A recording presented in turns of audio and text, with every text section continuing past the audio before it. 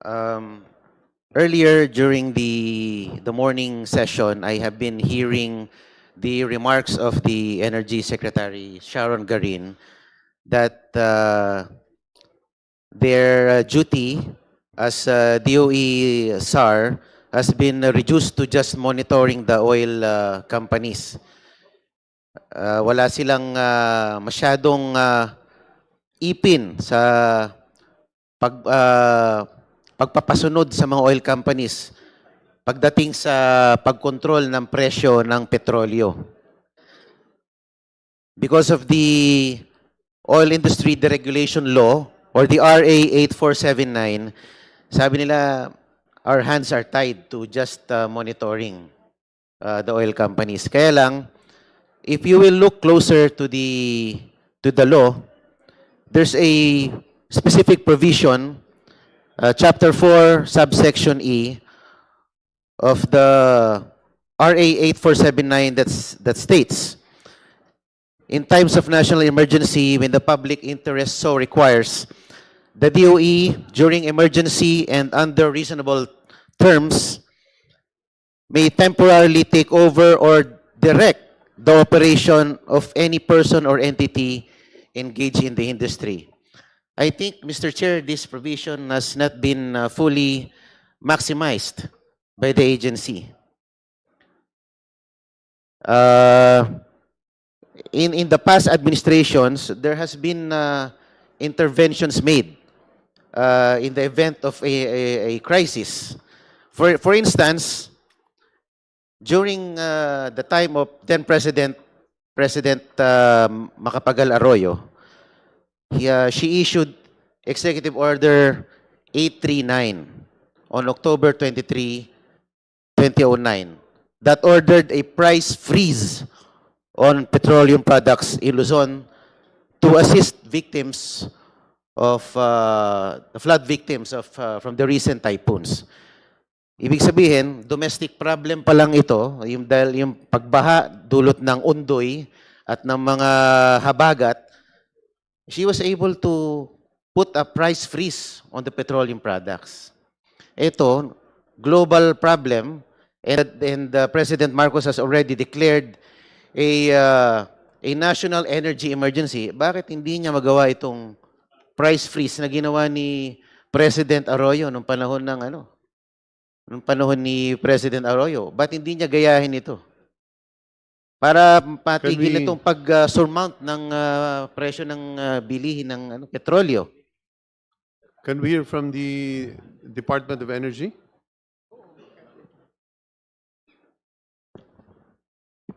Yes, Mr. Chair, we do recognize that in the execution of the powers, the uplift committee was created.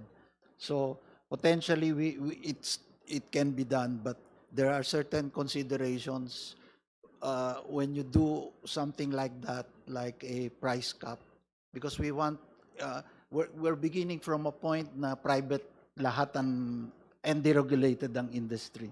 So pag you do this price cap, if you will look at the spread ng prices, malaki yung spread, nandun yung iba-iba yung cost ng ibang companies, kaya hindi iisa ang presyo sa pump. Pag kinap mo, ang normal reaction, yung mga nandito sa baba, hahabulin nila yung cap. So baka magkaroon pa ng reverse effect na hindi mo gusto naman mangyari. No? So yun ang isang nung price cap. Yung isa naman na tinitingnan din is price freeze. Kung nasaan ka, diyan ka lang. Freeze yun.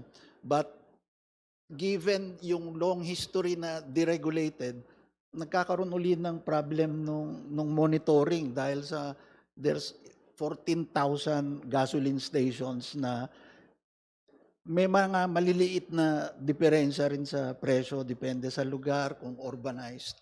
Normally nga, ang nilalabas na guidance ng DOE about pricing weekly ay yung range sa isang urbanized area or city. Kasi hindi mo rin makakapture lahat ng mga maliliit na gasolinahan, yung mga independents in the far-flung places. which in-state rin kaninang umaga, na kailangan din itong mga maliliit na independents para ma-serve naman yung mga malalayong lugar sa ating bansa. Kasi iba rin yung kanilang mga logistical needs. Kaya pag pinataw mo ng isang ganyan, baka mamatay naman yung ibang maliliit na mataas kasi ang cost na paratingin yung produkto doon sa malalayong lugar. Mr. Chair, if I may interject, the oil industry deregulation law was enacted in 2001. And President GMA issued the EO 839 2009. So the Deregulation Act was already in effect. And yet, she was able to issue a directive putting a price freeze on petroleum. Why can't we do it? Samantalang, hindi naman nagkakalayo ang presyo ng big-time players sa small players. There's just a small disparity. Hindi naman ganun kalayo.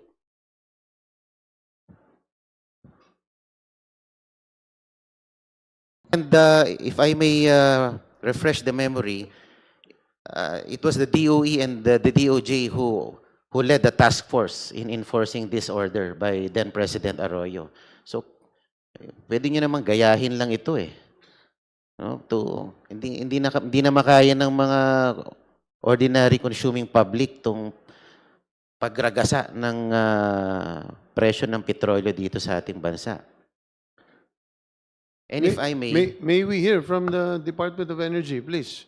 Categorically answer the question. So if you are averse to any price freeze, and clearly there is a justification for it, you've already stated it, you tell us so that you stop beating around the bush.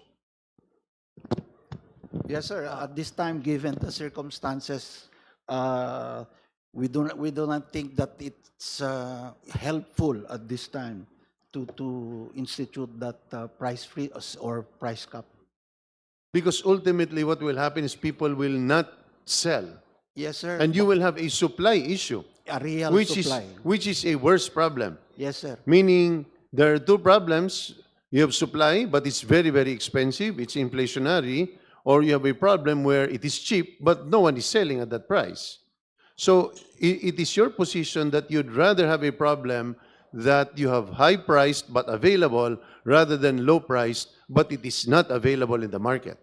Am I correct? Yes, sir. That's Because it will bring about jeepneys not plying their routes because there's no gas. Yes, sir. Power generating Shutting facilities shutting down, correct? Yes, sir. Yes, what other reason? Mr. Chair, just for the record, numbers na lang ho. Before the conflict started in February 27, the higher end of the diesel price, pump price, is around 65 pesos. At this point in time, we use the MAPS price, which is now the selling price, the price discovered in Singapore. Even the landed cost is already at 120 pesos. And to add there would be 6 pesos for excise tax, and the VAT to have increased also to around 18 pesos. So, andyan pa ho yung CME, mandato din ho ng isang batas yan, adding around 4 pesos, you end up around 164 pesos. And there's no magic in the number. Mahirap po talagang... If I just may interrupt you, just in support of Congressman Marcoleta's position, is that did we have that debilitating effect when in fact former President GMA did the supposed price capping in 2008? We have to search that back again. But if we remember right, that was withdrawn, Mr. Chair, because there was a case filed in court. But we will search on that. So we will be accurate. It was not Please. withdrawn. It was temporarily lifted kasi natapos na yung problema sa typhoon. But please give us the right information because it's also a very valid point. Please proceed, Congressman. There is an interjection. Yes, Congressman yes, Mr. Sunday. Chairman, just to refresh everyone's memory, when the price freeze was ordered by then former President GMA, it covered LPG and kerosene. It did not cover gasoline and diesel because LPG and kerosene are lumped as basic commodities. Yes. Thank you for that. Thank you for that information. That's precisely why there is a proposed amendment to include also liquid gas, meaning gasoline and petroleum, as part of the Price Act.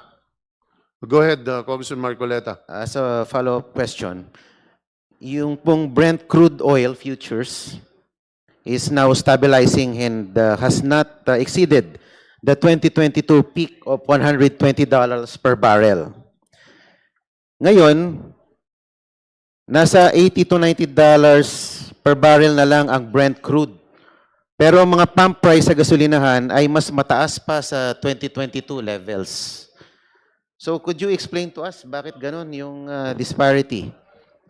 Mr. Chair, if we have to look at the demographics of the supply, the Asia-Pacific region is highly dependent on the Middle East. Almost 90% ng supply in the Asia-Pacific region galing talaga ng Middle East. In fact, ang record natin sa global plots in 2025, it's around 87%. So nang masaraho yung Middle East, ang nagkagulo talaga yung ating area, yung China, South Korea, Japan, kasama na ho din yan ng India, so Singapore. So tayo ho. But in short, the remaining ano lang ho doon, probably a few of the volumes goes to Europe. Kaya yung Brent price, which is the price index for Europe, has not moved so as much as the movement in the MAPS in Singapore, which is the trading hub, which is also has been the established price index for the Asia-Pacific region. Kaya gumalaw talaga yung MAPS kasi yun ang tinamaan ng Middle East oil tayo talaga but in case of Russia, Ukraine, for example, before, talagang from 15 US dollar per MMBTU in LNG. Kasi Russia, napakalakas ho yung supply ng LNG nila or gas to Europe. Umabot rin sila ng 85 US dollar per MMBTU on the Ukraine crisis. Kasi sila ho ang tinamaan. Pero dito sa atin, hindi ho masyado. Kasi ano tayo Middle East pa rin tayo, Qatar, Australia. So talagang mayroon hong effect yung demographic dahil nasanay tayo sa Middle East, biglang nagsara. Kaya ang mga floating na nandun, kasi nung March, nandun pa yung nakalabas na mga oil from the Middle East. Mga 1 month ho natin nagamit yun, kaya naging sufficient pa rin ang supply natin. But this has been added with, yung sinasabi ni Secretary before, it used to be like $5 ang premium per barrel, premium. But now it has gone up to 64. Aside from the fact na umincrease ho yung MAPS price from $90 per barrel before the conflict, diesel po to $257 per barrel. Umakyat ng MAPS, umakyat pa ang premium from 5 to 64. So talagang double whammy po ang nangyari sa atin. Because the demographics of our supply is heavily reliant with the Middle East source of crude oil. So, ang ibig niyo po sabihin, Asia, particularly Southeast Asia, is dependent on oil importation from Arab countries.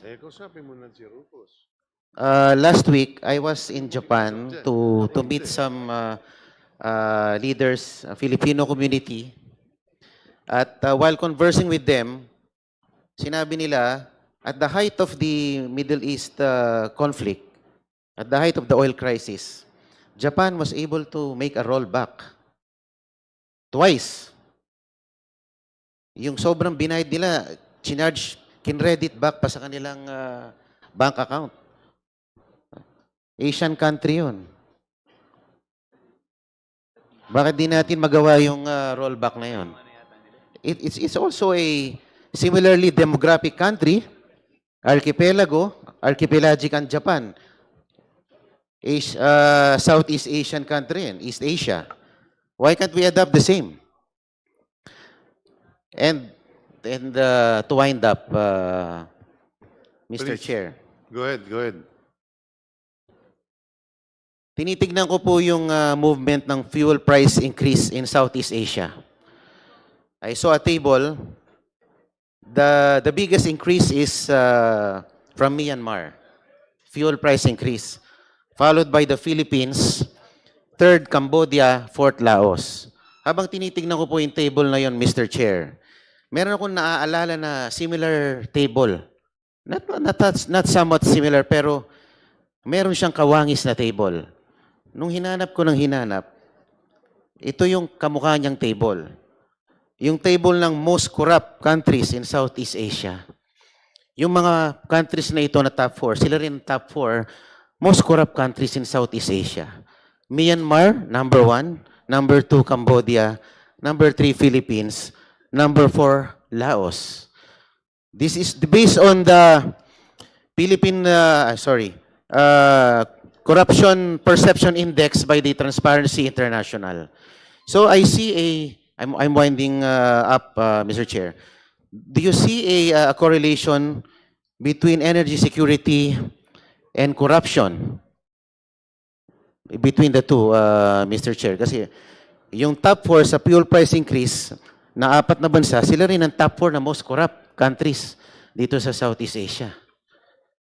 And as a last remark, Mr. Chair, kahapon po ako po ay nandito rin sa Kongreso. Nag-file po kami ni Congressman Rolly Macasaet. It's a joint filing of a bill setting a fuel VAT cap. Kung ayaw ni Mr. Chair ng tanggalin ng VAT, nag-propose po kami to impose a fuel VAT cap during energy emergencies. Congressman Marcoleta, that's a very important bill. I wish you could stay for another round because we'd like to really discuss it. I think it's critical that we be able to discuss it because I think it's something worth discussing in reality. Opo. But I hope you can still stay. Just to describe it briefly, it's putting a cap on the VAT and make it stay within the pre-crisis rates. Yun lang pong ang layunin po ng aming panukalang batas at sana po ay makonsidera ng Ways and Means Committee. Maraming salamat po. Yan po ay ating ikinoconsider. In fact, hindi lang kayo, meron pang dalawang subsequent na nag-file patungkol doon. Maraming salamat Thank you po. to the better-looking Marcoleta in Congress. Thank you Nako. very much. Magagalit si Daddy. Thank you po. Thank you po.